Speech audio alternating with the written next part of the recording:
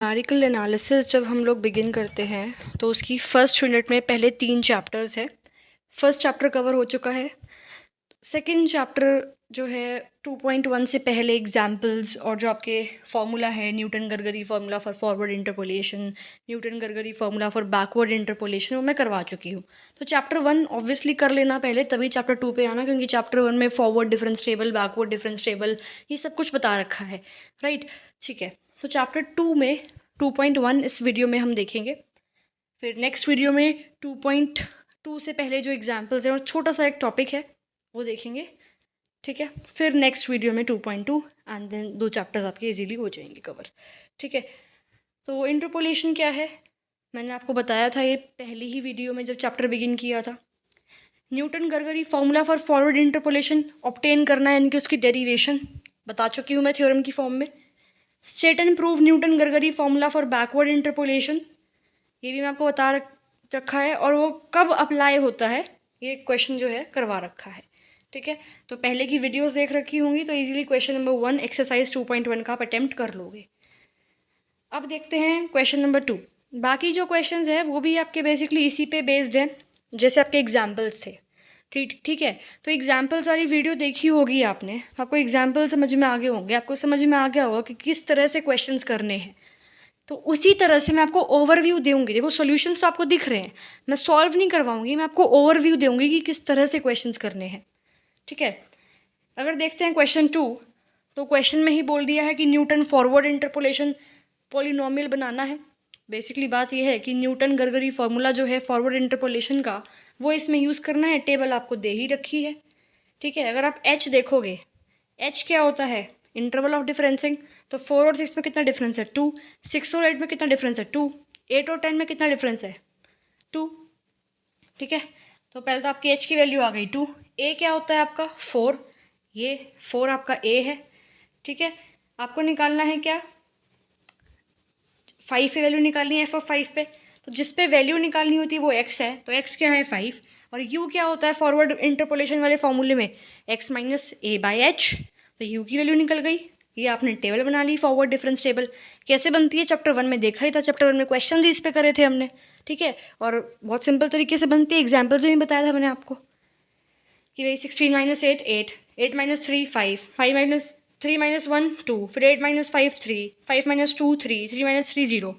इस तरह से टेबल बनती है। ये ध्यान रखना कि 3 माइनस 1 को माइनस करते हो तो जो आंसर आएगा वो बीच में लिखना है इसके। सिमिलरली जब 16 माइनस 8 माइनस करते हो तो आंसर बीच में लिखना 8, ठीक है। टेबल को ये बनाते हुए चीज़ ध्यान रखनी होती है। अब फॉर्मूला आपके पास है ही, आपके पास ए की वैल्यू भी है, यू की वैल्यू भी है, एच की वैल्यू भी है, वैल्यूज पुट करो, हो गया क्वेश्चन सॉल्व। कुछ है इसमें, कुछ भी नहीं है, प्रैक्टिस करनी है बस, फॉर्मूले पता होने चाहिए, ठीक है।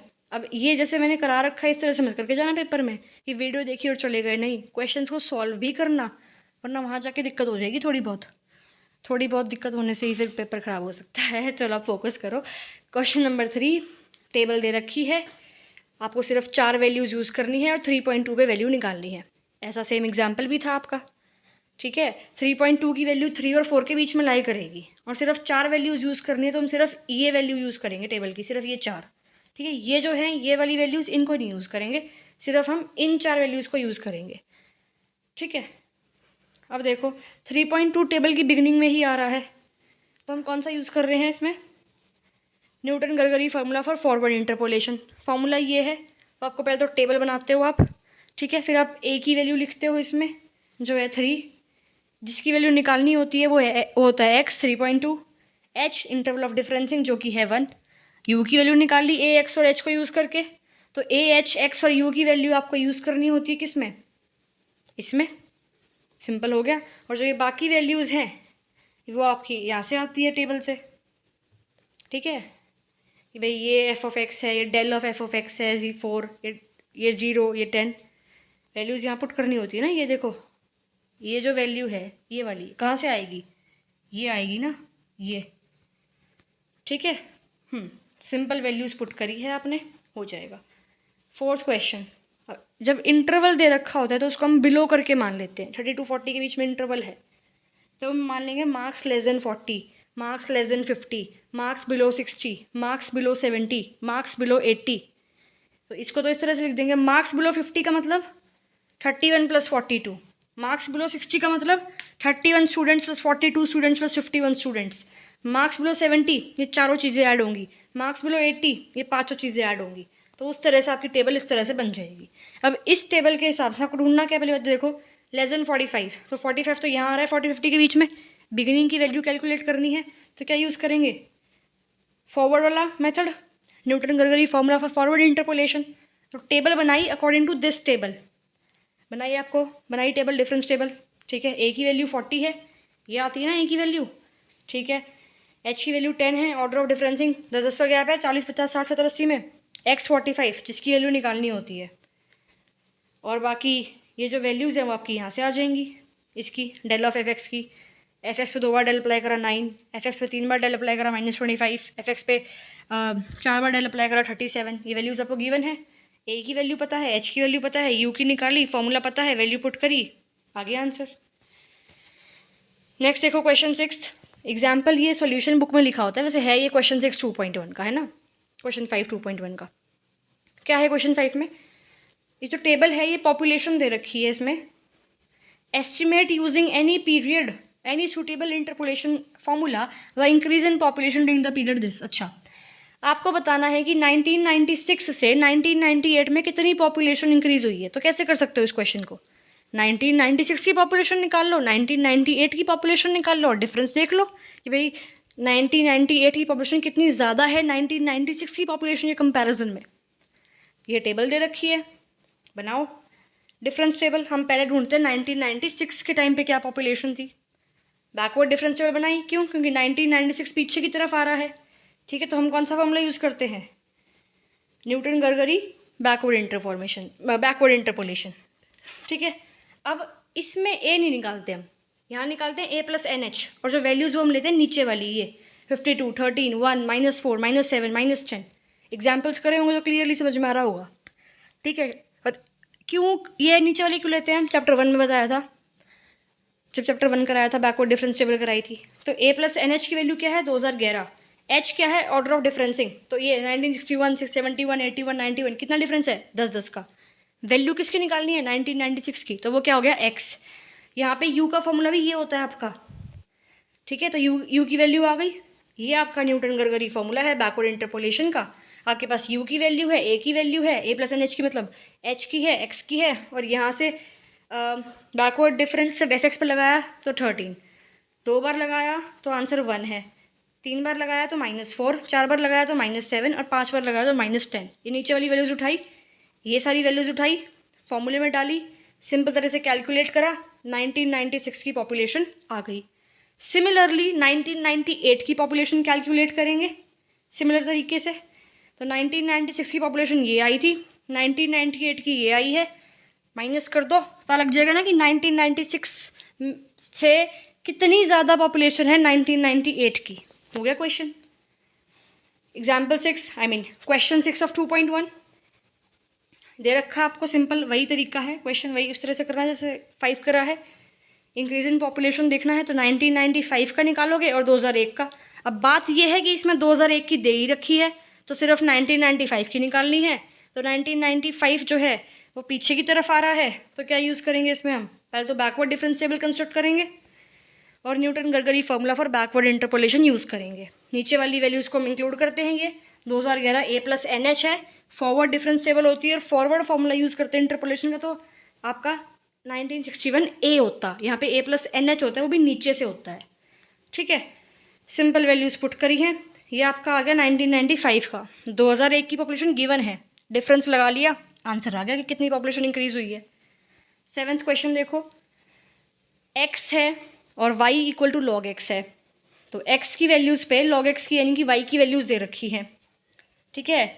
आपको क्या निकालना है, ये निकालना है log 58.75, ठीक है। ये मिस्टेक है यहाँ पे, 58.75 की वैल्यू बेसिकली आपको निकालनी है। तो 58.75 तो यहाँ पर आएगा, 55 और 60 के बीच में 58.75 लॉग की वैल्यू निकालनी है, ठीक है। ध्यान रखना, ये गलती कर रखी है बुक में, ठीक है।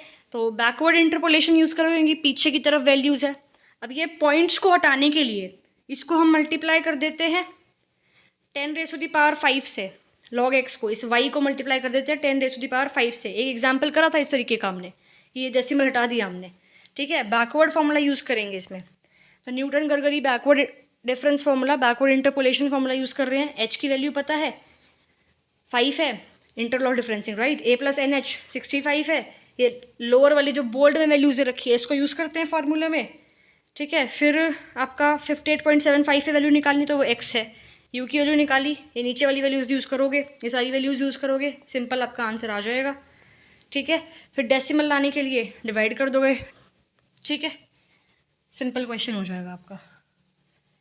कोई दिक्कत नहीं होनी चाहिए इसमें, कैलकुलेशन चेक कर सकते हो आप किस तरह से करी है। एग्जाम्पल करा था ना हमने ऐसा, तो देखो अब ये आप देख के मत जाना कि ठीक है पहले इसको डेसिमल हटा दिया फिर डेसिमल लगा दिया, थोड़ा कैलकुलेट करना कॉपी पेन लेके, तब जाके समझ में आएगा कि कैसे क्या स्टेप्स हो रहे हैं, ठीक है। Question 8 2.1, population of a country दे रखी है, 2005 की निकालनी है, 2005 यानी कि लास्ट के एंड की निकालनी है। तो क्या निकालेंगे, बैकवर्ड डिफरेंस टेबल बनाएंगे, सिंपल तरीके से टेबल बना दी। a प्लस एन एच 2011 है, नीचे वाली बोल्ड वाली ये वाली जो वैल्यूज़ है इनको हम यूज़ करेंगे। u की वैल्यू आएगी, u का फॉर्मूला बैकवर्ड फॉर्मूले में ये होता है, Newton Gregory formula for backward interpolation use करेंगे जो कि ये फॉर्मूला होता है। वैल्यूज़ आपको सारी पता ही है, कैलकुलेशन करनी है, क्वेश्चन खत्म। क्वेश्चन 9 देखो, Lx जो है वो रिप्रेजेंट करता है numbers living at the age x in a life table. Find accurately age data will permit Lx for values. x अगर 35 है, 42 है, 47 है, तो L ऑफ 20 512 है, L ऑफ 30, ठीक है। मतलब जब आपका L ऑफ x की वैल्यू दे रखी है ना, जब x 20 है तो L ऑफ 20 512 है, जब x 30 है तो f ऑफ x 439 है। ये चीज़ गिवन है आपको, देखो ये चार चीज़ें गिवन है, तो ये चार वैल्यूज़ गिवन है, जो निकालनी है वो ये निकालनी है आपको 35 पे, 42 पे और 47 पे। तो अगर L 35 निकालते हैं, यानी जब आपका x 35 है तो आपको f ऑफ x निकालना है, यानी कि f ऑफ 35 निकालना है, ठीक है। अब 35 तो बिगिनिंग की ही वैल्यू आ जाएगी, तो कौन सा यूज़ करेंगे, फॉरवर्ड इंटरपोलेशन यूज़ कर लेते हैं। a की वैल्यू 20 है, ये रही, ये टेबल बनाएंगे, ये बोल्ड जो सबसे ऊपर ऊपर वैल्यूज़ है इसको यूज़ करेंगे, u की वैल्यू निकालेंगे, h x की पता ही होती है, a की पता है, तो Newton Gregory formula for forward interpolation लगाया, आ गई वैल्यू। अब नेक्स्ट निकालनी है, जब x 42 है तो L ऑफ 42 निकालेंगे, ठीक है। अब देखो L ऑफ 42 निकालेंगे, a h x पता है, u पता है, फॉरवर्ड इंटरपोलेशन यूज़ करा, सिंपल टेबल बनाई रखी है, हो गया। सिमिलरली L ऑफ 42 आ गया आपका, सिमिलरली L ऑफ 47 निकाल दो फॉरवर्ड इंटरपोलेशन यूज़ करके। ये तीन चीज़ निकालनी थी, हो गया क्वेश्चन।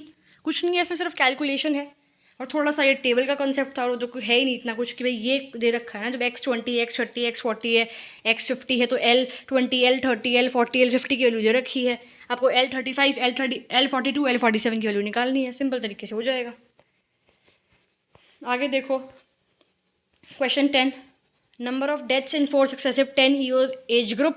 नंबर ऑफ डेथ ढूंढनी है 45 से 50 के बीच में और 50 से 55 के बीच में। तो जहाँ इंटरवल दे रखे हैं उसको हम ऐसे कर देते हैं ना बिलो करके, तो age less than 35, age less than 45, age less than 55, age less than 65, इस तरह से करते हैं, लिख दिया, ठीक है। अब हमें निकालनी है 45 और 50 के बीच में, तो बेसिकली आगे आगे आ रही है वो आपकी, राइट। तो जब स्टार्टिंग की वैल्यूज़ कैलकुलेट करनी होती है तो हम क्या करते हैं, फॉर्मूला यूज़ करते हैं फॉरवर्ड वाला। तो न्यूटन गरगरी वाला जो फॉर्मूला है आपने यूज़ करा, u की वैल्यू निकाली, h आपको दिख ही रहा है, h क्या है 10, ऑर्डर ऑफ डिफरेंसिंग a क्या है 35, x क्या है 50 पे निकाल रहे हैं वैल्यू, है ना। 45 से 50 निकालेंगे तो 50 पे निकालेंगे ना, क्योंकि हमने इसको एज लेस देन कर दी है, बिलो लिखते हैं, तो 50 पे निकालेंगे। यहाँ पे 50, इसके लिए 55 पे निकालेंगे, ठीक है। आगे कैलकुलेशन देखो, सिंपल पुट करा तो ये जो आंसर आया है अप्रॉक्स कर दिया ना इसकी वैल्यू हमने, ये वैल्यू आई है लेस देन 50, बट हमें तो निकालनी थी 45 और 50 के बीच में, तो हमें लेस देन 45 नहीं चाहिए, तो लेस देन 45 यानी कि ये 31368 हमें नहीं चाहिए, राइट। तो जो 50 पे आई है उसमें से लेस देन 45 माइनस कर देंगे तो वो 45 और 50 के बीच में आ जाएगी। इस तरह से एक एग्जाम्पल करा था हमने, ठीक है। सिमिलरली अगर हम ये निकालना है हमें 50 to 55, निकालने की ज़रूरत ही नहीं है, जब आपको पता है बिलो 50 कितनी एज है, बिलो 50 आपको पता है, देखो बिलो 55 पता है इतनी है, फिर आपको 45 और 50 के बीच में ही पता है, तो बिलो 55 जो एज है इसको देखो कैसे करा है, f of 55 minus f of 50, 50 और 55 के बीच में निकालनी है, तो जो 55 पे है उसको माइनस कर दिया किस में से, जो 50 पे है। तो जो 50 पे है वो ये आई है 42646, और जो 55 पे है वो ये आई है। तो क्या आएगी 55 और 50 के बीच में तो आएगी। एफ ऑफ 55 आपको ये दे रखा है 555593। तो एफ ऑफ 55 का मतलब 55 से नीचे नीचे, तो 55 से नीचे नीचे नहीं चाहिए, 50 से 55 चाहिए। तो 50 से नीचे नीचे कितनी है, 50 से नीचे नीचे ये है जो हमने निकाली है 42646। तो जो 50 से नीचे नीचे है वो हमें नहीं चाहिए, और 55 के जो नीचे है उनमें से जो 50 से नीचे वाली माइनस कर दी, तो 50 से 55 के बीच में तो आ गई। ठीक है, दिस वॉज योर एक्सरसाइज। कोई डाउट हो तो मेरे से कमेंट्स में पूछ लेना। अभी नेक्स्ट वीडियो में फिर हम एग्जाम्पल 3-4 एग्जाम्पल, शायद 2 ही हैं, नॉट श्योर, वो और बेसिक जो कॉन्सेप्ट है 2.2 का वो कर लेंगे। एंड देन नेक्स्ट वीडियो में 2.2, फिर चैप्टर 2 भी आपका हो जाएगा। ग्रुप्स एंड रिंग्स भी साथ साथ चल रहा है, एंड रियल एनालिसिस भी साथ साथ चल रहा है।